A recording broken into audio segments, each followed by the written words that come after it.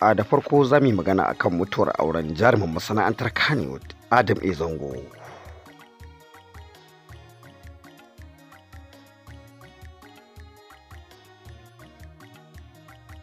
Kafin mu shiga cikin shirin gadan-gadan, za mu yi magana akan wani abu da yake faruwa a cikin masana'antar Kannywood, wanda wasu jarumai da dama idan wani lokaci ya tura shekarunsu ko kuma suka daina tashi, idan wata lalura ta same su za ka ga ana neman taimako.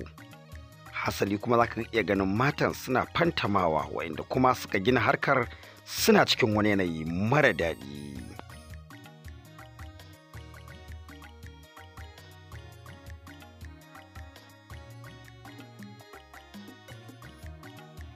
Nan a cikin masana'antar an yi wani bambanci guda biyu, wanda aka raba ɓangaren Ali Nuhu da ɓangaren Adam A. Zango, wanda aka ware jarumai mata waɗanda Adam A. Zango ne kawo su a cikin wannan masana'antar haske fantamawa suka kai wani lokaci suna yi, wanda kuma an ware ɓangaren Ali Nuhu shi ma wanda aka ga wannan ɓangaren kuma an samu shi jarumi Adam A. Zango a cikin wannan ɓangaren.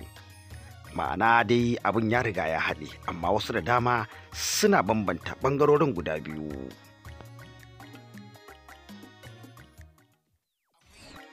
Sannan wani bincike ya ware wasu mata waɗanda aka ce su ne masu zallar kuɗi a cikin masana'antar Kannywood, boyayyun kuɗi amma kuma kuɗin nasu na gaske ne, wanda kuma an ware wasu ɓangare na mata wanda kuma an nuna cewa waɗannan kuɗin ƙarya ne, ma'ana masu shirga ƙarya ne a ɓangaren kuɗi, ba su kai ba su dinga nuna sun kai. Ma'ana dai da na gaske da kuma wanda ba na gaske ba, ɓangarori guda biyu. Za mu koma cikin shirin namu gadan-gadan wanda muke yi a kan maganar auren Adam A. Zango.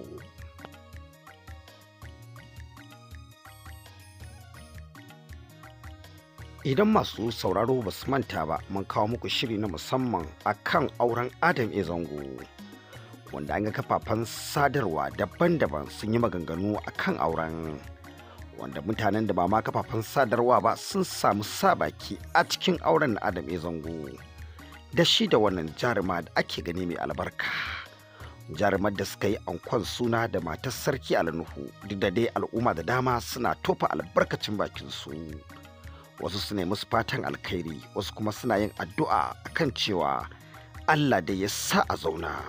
Wasu matan kuma suna nuna cewa sun so su auri Adam A. Zango, amma kuma kawai sai suka ji katsam ya auri wata basu ba.